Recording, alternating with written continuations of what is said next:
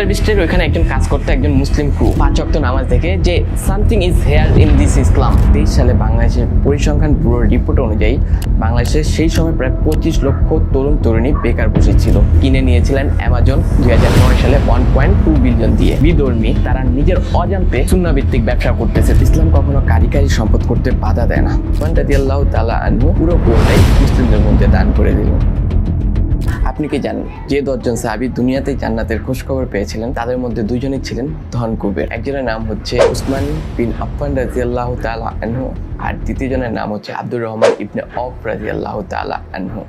আজকে আপনাদের সঙ্গে কথা বলবো উসমান রাদিয়াল্লাহু তাআলা আনহুর একটি ঘটনা। একবার মদিনায় দেখা দিল ভীষণ খরা, চারদিকে পানির ভীষণ অভাব। একটা কুয়ো ছিল, সেটারও মালিক ছিল একজন ইহুদি আরব। মওকা বুঝে চওড়া দামে পানি বিক্রি করত মুসলিমদের কাছে। সেই কথা নবীজি সাল্লাল্লাহু আলাইহি সাল্লামের কাছে জানায় মুসলিমরা। নবীজি সাল্লাল্লাহু আলাইহি সাল্লাম সকল সাহাবীদের উদ্দেশ্য করে বলে যে এই কুয়োটা কিনে দিবে তার জন্য রয়েছে জান্নাতের ওয়াদা। এই কথা শুনে হযরত উসমান রাদিয়াল্লাহু তাআলা আনহু সেই ইহুদি ব্যক্তির কাছে গেল কুয়োটা কেনার জন্য। সেখানে গিয়ে অনেকক্ষণ দরদামের পর ইহুদি ব্যক্তি কুয়োটা বিক্রির জন্য রাজি হলো, কিন্তু পুরো কুয়ো না, কুয়োটা উনি বিক্রি করবে শুধুমাত্র অর্ধেক, কিন্তু দাম অবশ্য নিচ্ছিল পুরো কুয়োরই। এরপরও তাদের মধ্যে একটা চুক্তি হয়। চুক্তিটা ছিল কিছুটা এইরকম, পালা বদল করে একদিন মালিক হবে হযরত উসমান রাদিয়াল্লাহু তাআলা আনহু, আরেকদিন মালিক হবে এই ইহুদি ব্যক্তি। এরপর যখন হযরত উসমান রাদিয়াল্লাহু তাআলা আনহু মুসলিমদের কাছে ফিরে আসলেন এবং বললেন যেদিন তিনি এই কুয়োর মালিক হবে সেদিন যেন তারা পর্যাপ্ত পরিমাণের পানি দুদিনের জন্য সংগ্রহ করে রাখে। এভাবেই চললো কিছুদিন। এরপর ইহুদি ব্যক্তিটি দেখলো যে তিনি যেদিন মালিক হচ্ছে সেদিন কোনো মুসলিম আর পানি নিতে আসতেছে না। তখনই তিনি আইডিয়া করে ফেলছে যে এই কুয়ো থেকে আর তার কোনো লাভ হবে না। তাই সে পুরো কুয়োটাই হযরত উসমান রাদিয়াল্লাহু তাআলা আনহুর কাছে বিক্রি করে দিলেন। আর হযরত উসমান রাদিয়াল্লাহু তাআলা আনহু পুরো কুয়োটাই মুসলিমদের মধ্যে দান করে দিলেন। বর্তমান সময়ে এই কুয়ো থেকে মুসলিমরা অনেক বেশি সুবিধা পাচ্ছে। ইসলাম কখনো কারিগরি সম্পদ করতে বাধা দেয় না। ইসলাম শুধুমাত্র নির্দেশনা দেয় আপনি আপনার এই সম্পদগুলোকে সঠিক ব্যবহার করতে পারেন। আজকে কথা বলবো এমনই একটি বই নিয়ে যেখানে দেখানো হয়েছে কিভাবে একজন মুসলিম তরুণ সুন্নাহ ভিত্তিক ব্যবসা দাঁড় করাতে পারে। তো বইটির ফার্স্ট কপি আমার পাশেই দেখতে পাচ্ছেন। বইটি লিখেছেন খুররাম মালিক, পাকিস্তানি বংশোদ্ভূত ব্রিটিশ নাগরিক। বইটির নাম হচ্ছে বিলিয়ন ডলার মুসলিম। বইটি শুরু করার আগে সর্বপ্রথম আমি আপনাদেরকে একটি ছোট ঘটনা বলতে চাচ্ছি লেখকের নিজের। লেখক তখন 16 বছর বয়স। লেখক তার বন্ধুকে নিয়ে তাদের গ্যারেজ থেকে সর্বপ্রথম তার ব্যবসা স্টার্ট করে। ব্যবসাটা ছিল তারা কম্পিউটার তৈরি করে দিত। সে সময় পার্সোনাল পিসি ছিল, সেগুলো তৈরি করে দিত আর উইন্ডোজ সেট আপ করে দিত। লেখকের বাবা এই ব্যবসা একদমই পছন্দ করতেন না। তার কারণ হচ্ছে তিনি চাইতেন তার ছেলে যেন ভালো করে পড়ালেখা করে ভালো কোথাও চাকরি করে। কিন্তু দেখা গেল লেখকদের সর্বপ্রথম প্রফিট হয় 286 পাউন্ড প্রথম পিসি তৈরি করে দিয়ে। তাদের কাজের মান এতটাই ভালো ছিল যে দেখতে না দেখতে তাদের কথা চারদিকে ছড়িয়ে পড়ে, যার কারণে বছর ঘুরতে না ঘুরতে তারা 1 মিলিয়ন পাউন্ড শুধুমাত্র কম্পিউটার বানিয়ে দিয়ে লাভ করে।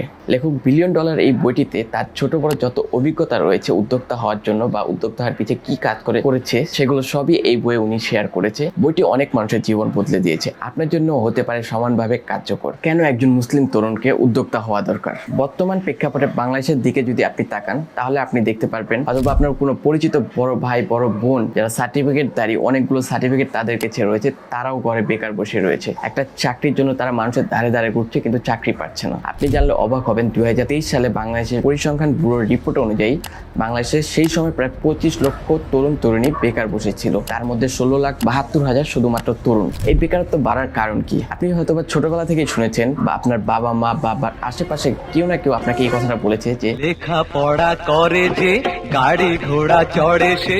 আমরা এই সকল কথা ছোট থেকে যখন শুনে বড় হয়েছি আমাদের মাইন্ডসেট খুবই চেঞ্জ হয়ে গেছে। আমরা তখন এই একাডেমিক পড়ার উপর সব থেকে বেশি ডিপেন্ডেন্ট হয়ে পড়েছি। আমরা শুধুমাত্র ছুটেছি ভালো রেজাল্টের পিছে আর অ্যাচিভমেন্টের খাতায় যুক্ত হয়েছে নতুন নতুন সার্টিফিকেট। কিন্তু দিন শেষে যখন আমরা চাকরির বাজারে চাকরির জন্য ঘোরাঘুরি শুরু করেছি তখন হয়তো বা আমরা আমাদের ন্যায্য স্যালারিটা পাচ্ছি না, নয়তো বা আমাদেরকে আমাদের না এক্সপিরিয়েন্স থাকার কারণে চাকরিতে নিচ্ছে না। আপনিই বলুন, যেই মানুষটা তার অর্ধেক লাইফ শুধুমাত্র একাডেমিক স্টাডি করে কাটিয়ে দিয়েছে তাকে যদি জিজ্ঞেস করা হয় তোমার এক্সপিরিয়েন্স কি, তার থেকে আপনি কি আশা করতে পারেন? আরেকটা জিনিস জানলে হতবাক হয়ে যাবেন। আমাদের পাশের দেশের ইনসিডেন্ট 2022 সালে আরটিভির প্রতিবেদনে এসেছে 25,000 তরুণ তরুণী আত্মহত্যা করেছে শুধুমাত্র বেকারত্ব এবং ঋণের কারণে। রাইট নাও আপনি চিন্তা করেন বাংলাদেশে তাহলে কি হচ্ছে। কিছুদিন আগের ঘটনা, বাংলাদেশে একজন যুবক লঞ্চ থেকে আসার সময় নদীতে লাফ দিয়েছে, তার কারণ ছিল তার বেকারত্ব। আশা করি এই ফ্যাক্টগুলো দেখার পর আপনি একটু হলেও বুঝতে পেরেছেন কেন লেখক মুসলিম তরুণদেরকে সব থেকে বেশি গুরুত্ব দিয়েছে বা ইনফ্লুয়েন্স করেছে উদ্যোক্তা হওয়ার জন্য। উদ্যোক্তা হচ্ছেন শুধুমাত্র নিজেকে পরিবর্তনের জন্য নয়, আপনি যখন একটা কিছু উদ্যোগ নিচ্ছেন তখন আপনি সমাজের একটা ছোট অংশকে পরিবর্তন করতেছেন, হয়তোবা কারো না কারো কর্মসংস্থান তৈরি করে দিচ্ছেন। শুধু উদ্যোক্তা হলেই হবে না, তার সাথে আমাদেরকে মূল্যায়ন করতে হবে আমাদের কর্মীদেরকে, সেকেন্ড আমাদেরকে মূল্যায়ন করতে হবে আমাদের কাস্টমারদেরকে।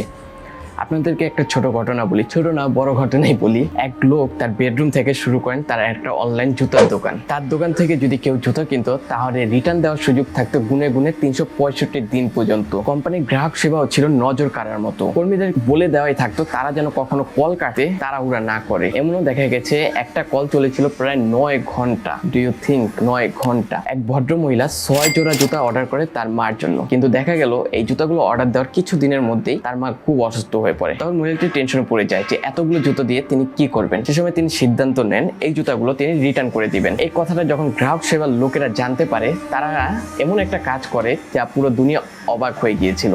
তারা এই ভদ্রমহিলার জন্য একতোড়া ফুল পাঠায় এবং একটা চিঠি দেয়। চিঠির মধ্যে লেখা ছিল গেট ওয়েল সুন। অ্যান্ড তারা জুতাগুলো হাসপাতাল থেকেই সরাসরি রিটার্ন নিয়ে যায়। সাথে সাথে ওই ভদ্রমহিলার অ্যাকাউন্টটাকেও তারা ভিআইপি অ্যাকাউন্টে তদবির করে দেয়। বলুন এই কোম্পানির কাস্টমাররা খুশি হবেন না তো কারা খুশি হবে? এর থেকেও মজার বিষয়টা কি জানেন? শুধু তাদের গ্রাহক সেবার মানই খুব ভালো নয়, তার সাথে তাদের কর্মী নিয়োগ প্রতিটাও খুব অসাধারণ। তাদের এখানে যখন কেউ নতুন নিয়োগপ্রাপ্ত হন তখন সর্বপ্রথম 1 সপ্তাহ বা 1 মাস তাকে গ্রাহক সেবা বিভাগে কাজ করতে হয়। এরপর তাদেরকে একটা সুযোগ দেওয়া হয়, তাদের স্যালারি দিয়ে প্লাস 2000 টাকা বোনাস দিয়ে তাদেরকে অপশন দেওয়া হয়, চাইলে তারা এই কাজটা করতেও পারে নয়তোবা তারা ছেড়ে দিতে পারে। এই কোম্পানির মালিক বলে আমরা আমাদের কর্মীদেরকে চাই তাদের ঘরের মতো একটা পরিবেশ দিতে এবং তাদেরকে তাদের পূর্ণাঙ্গ স্বাধীনতা দিতে চাই যে তাদের কাজের। এই কোম্পানির নামই হচ্ছে জ্যাপস। এর মধ্যে কাজ করে প্রায় 1500-এর অধিক কর্মী। আর এই কোম্পানিকে কিনে নিয়েছিলেন অ্যামাজন 2009 সালে 1.2 বিলিয়ন দিয়ে। আমরা ব্যবসার যে চিরাচরিত কালচারের সঙ্গে পরিচিত সেটা দেখছি একদম ভিন্ন।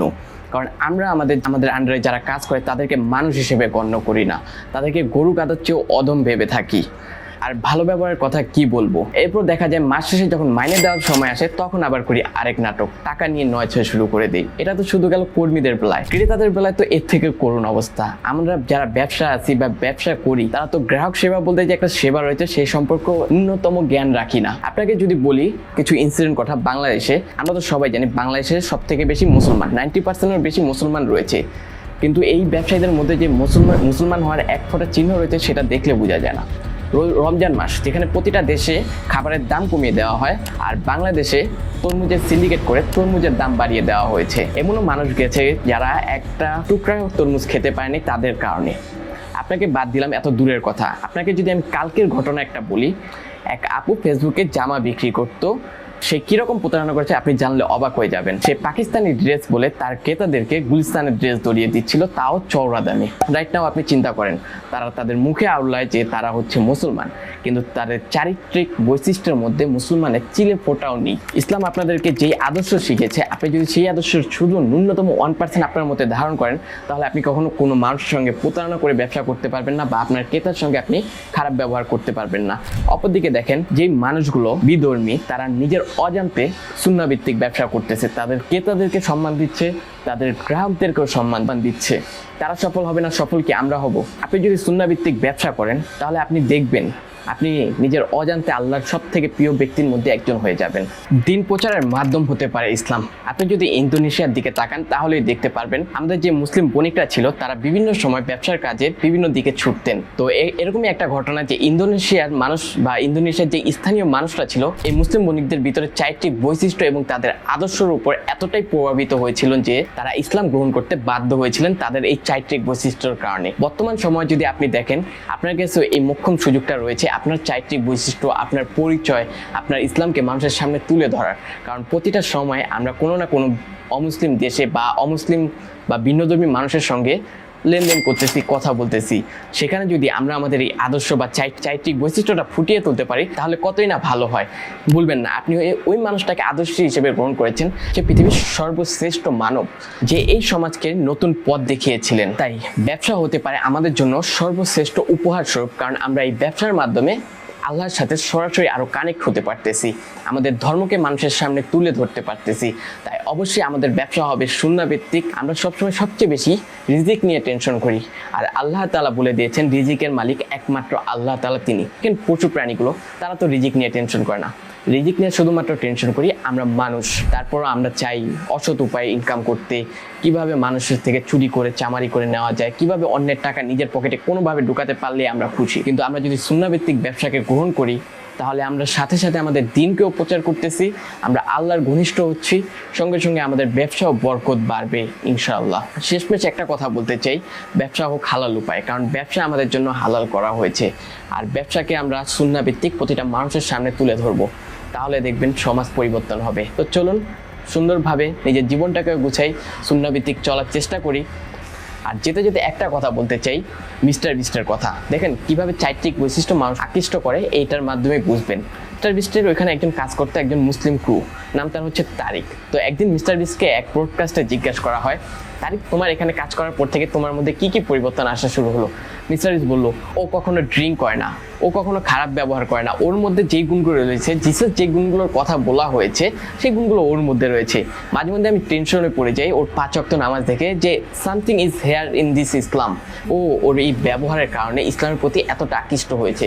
তার কারণে আমি আবার বলতেছি, আপনি আপনার আদর্শের মাধ্যমে, আপনার ব্যবহারের মাধ্যমে, আপনার কথা বলার ভঙ্গির মাধ্যমে আপনি প্রতিটা মানুষকে আকৃষ্ট করতে পারেন।